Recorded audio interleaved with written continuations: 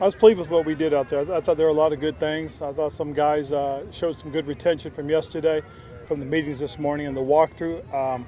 Really like what happened with the quarterbacks. Again, very consistent. Probably the biggest thing that we're looking for is more consistency, and we've seen it. I thought Cam made some real good decisions and good throws, and some guys stepped up and made some plays. So, again, I was very pleased with what we did again.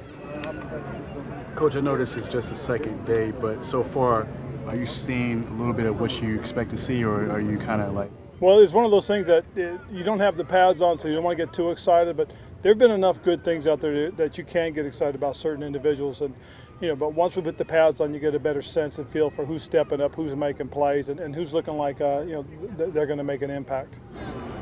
Pads tomorrow? Yeah, we'll be in pads tomorrow, first morning session. So kind of anxious to see, who's going to step up. There's been some offensive linemen that have really kind of shined during OTAs and minicamp. And, like I've said before, we got a big competition at that left guard. So real anxious to see how some of these guys step up and who's going to take the bull by the horns when it comes to that position. And we got some questions at defensive back, whether it be safety or corner. And so I'm excited to watch these guys play. When the pads go on, is that when you really tell who's been in shape and who's ready to kind of take that next step? Typically it is, and also who's who's going to make plays when you start talking about having to make contact, and I think that forces another level of concentration. You just can't go out there and run around. You've got to go out there and concentrate and focus in on what you're doing and how you're doing it.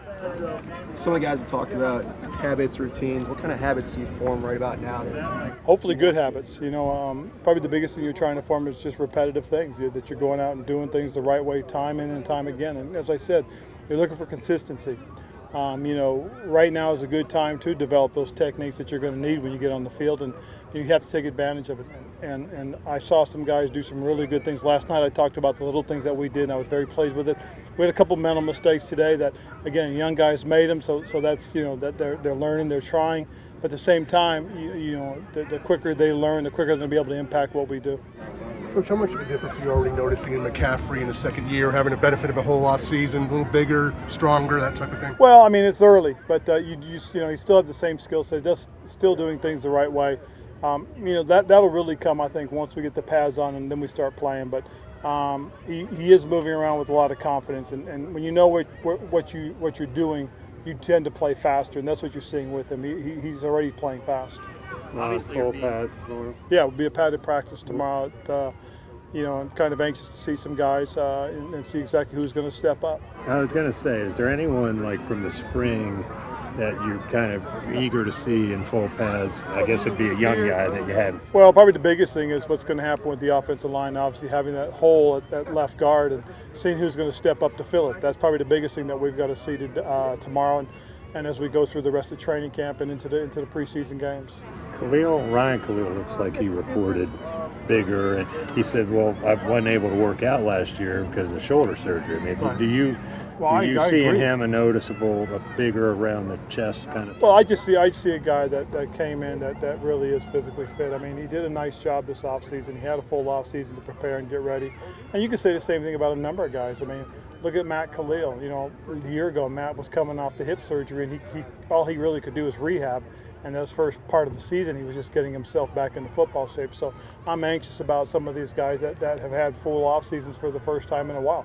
Our quarterback had a full off season, and so far in these first two practices, he's been very consistent with his play. So there's a lot of good things that have gone on and a lot of reason to be optimistic. But you really don't know until you start playing. Playing with guys like Luke and TD, is Shaq Thompson maybe a little bit underappreciated, underrated outside of this locker room? Very much so. I think Shaq is very underappreciated just because we've rotated him on and off the field at times. We've tried to create a defense where he doesn't have to come off.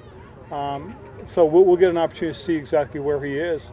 When Thomas misses those first 4 games. How key is his versatility? He seems like a guy that can. I think it's very key to success that we've had and success we can have because of his ability to cover and run. You can put him in some tough spots and he'll come through. So I'm pretty excited about what this means for Shaq going forward. Ron, you read these season previews, people break down position groups and say that this one's good, check, check, check, and then when they get to the secondary, they go, well, wait a second. And then questions about the secondary. Can you understand the outside hesitation? Yeah, I mean, and that's the truth, so I ain't going to worry about it because, that's why you come to training camp. That's why you play preseason games, is to answer those questions. You know, I mean, we'd be foolish going in thinking that everything's set. And it's quite honestly, you can say that about every position you have on the field, probably with the exception of one. And that's it. I mean, but when you look at all of our other positions, we have questions that have to be answered. So, you know, I mean, it's easy to look at things and make predictions right now. But, you know, when you start playing the games, that's when you start getting the answers. And that's what we're looking for is answers. You've been fairly kind of judicious with taking care of Ryan Khalil and the amount of reps that he's getting. How nice is it to have a veteran like that to be able to advise kind of Tyler Larson and Greg Van Roten, the guys that are taking his snaps? Well, it's very nice to have a guy like that, but it's also very nice to have a Tyler Larson and a Greg Van Roten, because you know those are very serviceable guys that have opportunities to play in this league, and who knows, maybe have opportunities to become starters. And so when they're learning from a guy or learning alongside a guy like a Ryan Khalil, that means a lot. That means that these guys are getting some valuable experience, being shared with them. And I think it helps in their growth and development, not just their position, but the two guards as well. Do you think it's hard for somebody coming in when they know that they've already announced that it's their last training camp? No, I don't think so, because he's a competitor, and he's going to want to do everything he can to play well and everything he can to help us win football games, because he wants to go out on a high note. Once he went undrafted, what are maybe some of the things you saw in Taylor Hearn that said, hey, this is a guy we want to bring in and take a longer look at?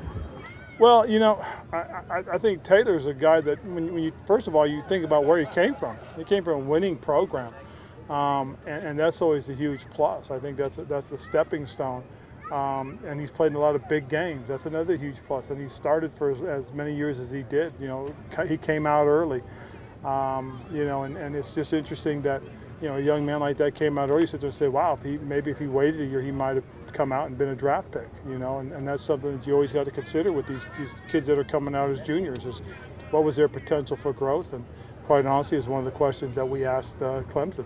What did you guys think? And they said, hey, this is a guy that we felt that if we could have had him back another year, he was going to most certainly be one of our anchors. So, it's good to have guys like that, but at the same time, I'd like to see guys like that stay in, just so they can continue to develop. Ron, Jarius Wright was saying that it feels like they could have a track team A and a track team B with this wide receiver group. A lot of speed was his point. Well, I'd say this, not just in the wide receiver position, but I think with our DBs too. We got some speed that we hadn't had in a while, and I think that's a good thing for us. I mean, we can be a fast team, we can be a team that plays faster. And hopefully these guys learn early and get on the field early. You had some speed back returning punts to catching punts. Yes, we did. We had a whole bunch, and that was pretty impressive. Like 6 of them. Yeah, but we'll see. Again, once you start playing, you try to find the right combination of guy out there. But if we can do anything like we did last year, where we returned a punt and a kickoff for a touchdown, and got good field position out of it, I think it's a big plus for us. One of those speed guys is Demir. I mean, how frustrating has it been? It seems like every time he thinks he's gonna pop and become a consistent guy, he just can't stay on the field. Right, and that's one of the things that you hope that happens with maturity. As his body matures, he becomes stronger and doesn't get injured as often. So you just kind of hope that he can stay healthy, because he can contribute to this football team. Going to Joe's question, how much do you have to weigh you could use a guy like Christian or DJ or Dante back there versus having just like a return specialist? Well, again, I think it's all about opportunities too. Each one of them has a certain type of ability. Depending on where the ball's being punted from, you might want to put a guy out there that's got long speed. When the ball's kicked on a short field, you want a guy that's got quick speed. Different things like that to try and move the ball, forward. If you got a guy that just catches it and will go straight downhill, that's the guy you want on the field, because again, if you can get 10 yards on a punt return, that's one less first down you got to get as an offense. So it's really going to play into how we feel about these guys and what we think each guy's strengths are. So we'll see. Without having like an extra camp leg, so to speak, will you be sort of mindful of Palardy and Gano's? Like I saw today, they're using the jugs machine. Yeah, we will though, because I'll be honest with you. Mike got a little carried away with himself yesterday. He kicked a lot of balls, and so he's probably going to kick for the next couple of days. But we do have to be smart and judicious about that. And in talking with Chase, they have a plan already in place. So he's not going to kick for a couple of days, and we'll be aware of that as we start getting ready, get closer to the to the regular season. Ron, you've been with Cam now since 2011. He's had 3 kids since then, and I mean, how much has he grown up as off the field? Has been kind of fun to watch? Grown up, huh? I don't know. Maybe grown up is not the right word. You know what's amazing is you know, and I have watched it, and believe me, it really is kind of cool. I've been fortunate enough to be around him when he's with his family, and you talk about a doting dad. It's really kind of cool to see that. He's very mindful of them, and I think it's one of those things that this guy was meant to be a dad. I mean, seriously, when you know, we spent some time with him, and he had chosen with them, and you could just see it, and it's really a lot of fun. I tell you, he's the kind of guy that the more life experiences he has, he just seems the better he is. But you wouldn't really want him to truly grow up, right? Like, No, it's the fun of it. I mean, is that you come out and you know, I think it was Joe Namath that says, you know, let's have a whole bunch of fun, and if you have a whole bunch of fun, you're going to win a whole bunch of games.